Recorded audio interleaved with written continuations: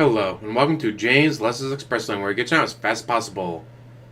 Reviewing iZombie.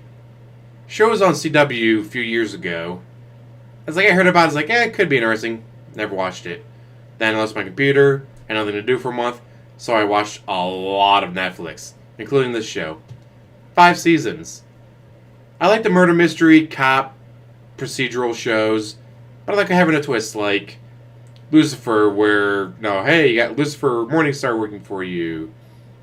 Or in this case, Olivia Moore, aka Liv Moore. A little on the nose there, guys. That's probably why they did it, though, but. She works at the emergency room. She's engaged. She's got great friends. She's got a great future. It's like, man, you're just stressing yourself out. How about you go to this party? I mean, I don't know. It's like, you need a break. You've been working yourself ragged, worrying about the wedding. Just not go to this party. Relax for once.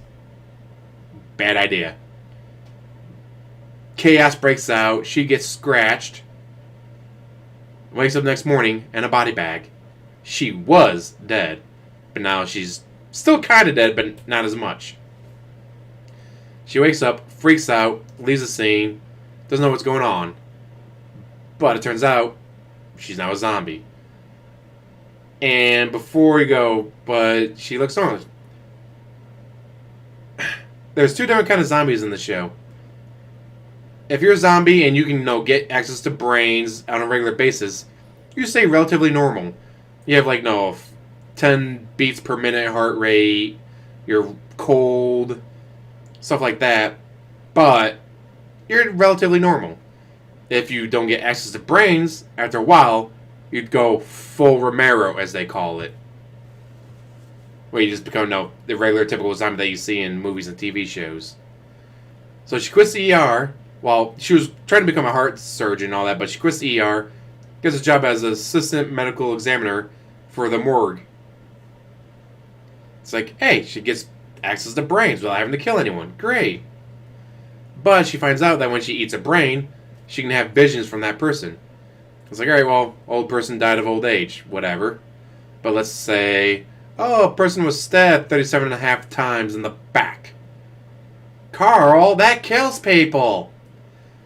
But it's like, well, there wasn't any fingerprints, we don't have any DNA, no eyewitnesses. This might end up being a cold case. She used the brain.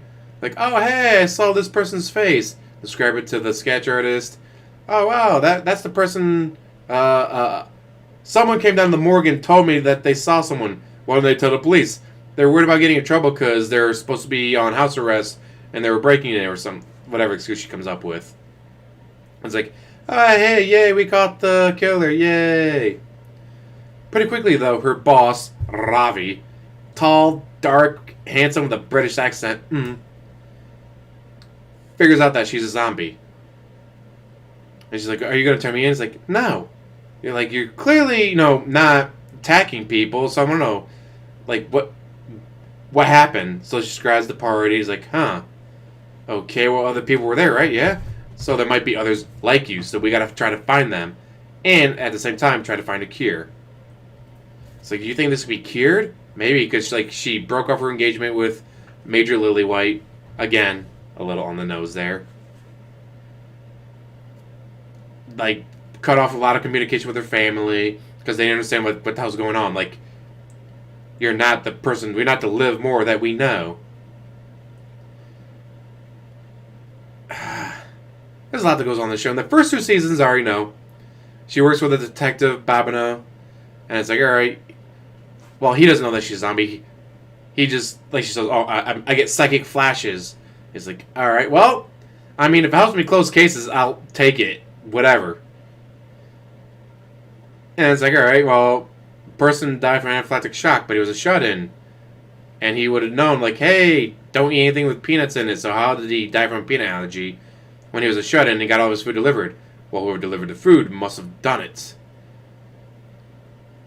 But why would the person delivering the food deliver them something that he didn't order and wouldn't have been like, oh, wow, look at that. Peanut butter sandwiches. I'm not going to eat these. And throwing them out. Eats the brain. Goes, oh, I know that he pissed off this person because he did this to their sister And so now the person's brother, did something to the sister that was pretty bad. Her brother is like, I know how to get to him. Gets a job working for the delivery service until one day he orders from the delivery service, and then he shows up and it's like, all right, I'm gonna order cinnamon rolls. It's like, all right, well, let's get some peanut butter or peanut sprinkles, sprinkle them on there, and yeah, it's like, oh, that's pretty cool. But the show really jumps the zombie shark in like season 3 to season 5. It goes again from, all right, murder victim, eat brain. Okay, here's what we need to look for. To something so off the charts, like, what the? I mean, it was cool that they did something different, but they did it. It was so weird how they did it. Oh, another thing. I know it's a CW show, but there's a lot of acting in this. Why? Because she doesn't just see visions from the person she ate. She gains their characteristics. This person's addicted gambler. Well, guess what? She starts gambling on everything. $5 says you can't throw that lot of paper in the trash can. Like, Liv, I'm like 5 feet away. All right, want to make double nothing? All right, fine. $10 says I can make it in. Look at that, I made it in. Or she ate the brain of a racist and Detective Babineau is black, so that episode there's... Again, like, she doesn't tell him that, no, hey, I eat people's brains to take on their personality and see their lives, but says that she's psychic, and he figures out, like, okay, kind of figures out on his own that, alright, when she gets these psychic flashes, she starts taking on their personality, like, oh, this cheerleader was killed by a hit-and-run driver. And I was like, okay, well, we don't have the license plate. We don't know who hit him. All right, well, eat the brain. Oh, hey, I saw the license plate. I saw the license plate. Go me! And it's like, okay, she's turned into a 16-year-old cheerleader for an episode. Which I thought was pretty cool, like, because it's not just, hi, I'm Liv Moore, zombie, assistant medical examiner for the Seattle PD department, all that. It's, hi, I'm Liv Moore.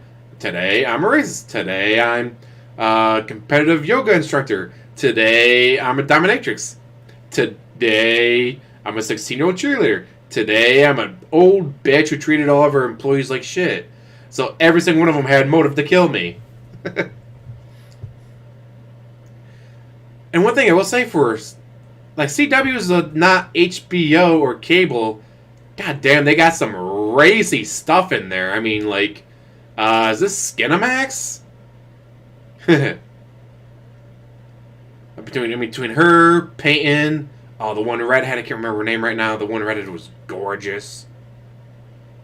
And that's one thing I liked about the show is, like, Peyton tends to meow a few guys. And there's never like, oh, shouldn't you try to settle down? Oh, don't you think you should pick one boyfriend? And I was like, it's like, oh yeah, it's one. If you saw Peyton, she's gorgeous. Like, no, she's like, all right, well, on Tuesday I got a date with the Olympic swimmer. On Wednesday I got a date with the governor of this state. On Thursday I got a date, and I was like, yeah, so she has dates with a bunch of different guys, and like none of her friends or whatever, but like, she ain't trying to settle down or slut shame her. It's like, she's young, she's hot, and she's got a lot of choices on her plate. Same thing for Liv Moore, and same thing for Major Lillywayne, same thing for Ravi. God, tall, dark, and handsome with that British accent. Or, like, there's so much I want to say about the show, but I want to give away too much. But one thing I thought was interesting that they figured out is, like, hey, we need to break into this building, pick this safe, and get out without getting caught. Well, we get a key card, we can just walk in. Okay, well, how do you get the key card? Well, I got to take it off this person. None of us know how to do that. We need an Ocean's 11 team. No, we need the brains of Ocean 11 that know how to do that. It's like, all right, well, eat the brain of a pickpocket. All right, she now knows how to pickpocket this person. Eat the brains of this security person. She doesn't know how to get into the building. Once she gets past, like, the main entrance with the key card. All right, eat the brains of a safe cracker. All right, now she can crack open the safe. It's like, that was pretty cool. That was pretty interesting. Oh, there's a guy who, ongoing bad guy throughout the majority of the series, who deals brains. he gets a job as a funeral director. Obviously, people bring their loved ones in. All right, we'll bury you and your loved one in this. But harvesting brains, and then he has clients that he like, oh, hey, this person's rich. Scratch. Hey, $20,000 a month and I'll bring you brains. It's like pretty brilliant. Well, the one guy that he scratched is like, I don't have good eyesight, so I couldn't become an astronaut like I originally wanted to. But I made enough money, I was going to pay Russia to fly me out of space. Now I can't pass physical because they tried to test my blood pressure and be like, you have 10 beats per minute. What the hell's wrong with you? So, I want this guy. Shows him pictures like, isn't that the fourth man to walk on the moon? Yes, I want his brain. It's like, huh. Because you get the person's visions. So you'd be able to see, like, this guy walking on the moon. It's going to be the closest that the zombies are going to get to being able to go out of space. Which was his dream, like, I want to become an astronaut. You have bad eyesight. I made a fuck ton of money. I'm going to pay Russia to send me up to outer space. You can't pass physical anymore. Well, then I'll just eat the brain of the guy who walked on the moon. Like, that was brilliant. It got me to thinking, if I could eat anyone's brain, who would it be? I think it would be Ozzy Osbourne. Could you imagine being Ozzy in front of the huge crowd of people? Mind you, the fourth man to walk on the moon wasn't dead. Until, his book tour took him to Seattle and came across the bad guy, but I was like, that would be brilliant. It's like, yeah, I got 10, chop with the brain of 10 pieces. I got 10 people paying me $25,000 just for that brain. So 10 people are going to get the chance to experience what it's like to walk on the moon. Like, goddamn, that would be fantastic. I mean, sure, you'd have to be a zombie and a murderer and have lots of money to do that, but like, goddamn. And the bad guy, like the main bad guy throughout the majority of the series, was pretty interesting. Like, he was a bad guy, but after a while, it's like, yeah, he's a bad guy, but I kind of like him. Like, that was a dick move that he did there. No, that was terrible what he did there, but I kind of like his cockiness. I kind of like his self-assuredness and his self-confidence. God, such a good show. Like, even after it jumped the zombie shark and went completely different, Alright, well, we'll call this the review here. If you want to stop, if you don't want to hear what happens, stop now. 1, 2, 3. Like, over 10,000 people get infected. Because there's a group of zombies that wanted to make zombies more mainstream, I guess. Instead of being like, 50 people always worrying about, oh, what if we get found out we're all going to be exterminated? Like, fuck it. We'll make everyone a zombie. Their plan was to infect everyone in Seattle. They got about 10,000 people. So, like, the military walls off parts of Seattle. And it's like, alright, well, if you're stuck inside the wall, human or zombie, you're screwed. The zombie's like, well, no, 7,000 people die every day in America. If only 1 out of every 100 donate a brain, we'll have plenty of brains. Well, I mean, no, a lot of Americans like, I'm not donating my... Why would I donate my loved one's brain to a zombie? Screw that. Then people that are walled off inside the city with the zombies like, well, we're stuck here, walled off, because of the zombies. Like, we can't leave. We're not allowed to leave. And so you get the ever-presence of, the military could just be like, alright, we're done with this shit. Nuke them. It's like, well, we can't... That's one of the reasons why the zombie, like, they were in control of this section of the city now. Wouldn't let any of the humans go because they're human body shields. As long as we got them in here, it'll probably keep the military from going, fuck, nuke them. Because again, they're zombies. It's like, yeah, you got to know Livermore and a few others that were nice. They were people for the most part, except they ate brains. But it's like, you gotta remember, these are still zombies. These are still brain-eating zombies. These are still, crack your skull open and eat your brain zombies. God. I mean, it was just like, alright, murder of the month, murder of the week, whatever, murder of the week, murder of the week. Now it's, okay, the city of Seattle's been split in two, got this walled-off area where no one's allowed to leave or enter. But, let's say you have Parkinson's disease. You are going to die. Get smuggled in for 10 grand, you get a scratch, you're now a zombie. You won't die from Parkinson's anyways. But already, like, they had trouble feeding all the zombies, and you get people that, again, have, like, Parkinson's and other diseases that are going to kill them. They are going to die. If I go there, I get scratched, I get to so live. And so for the right amount of money, you can get in. And, of course, the right amount of money, you can get out. God. It was such a good show, and then it got so weird with that. But I still enjoyed it. It's on Netflix. If you got Netflix, go ahead and watch it. I think you might enjoy it too. And as always, like, subscribe, comment down below, and have a wonderful day.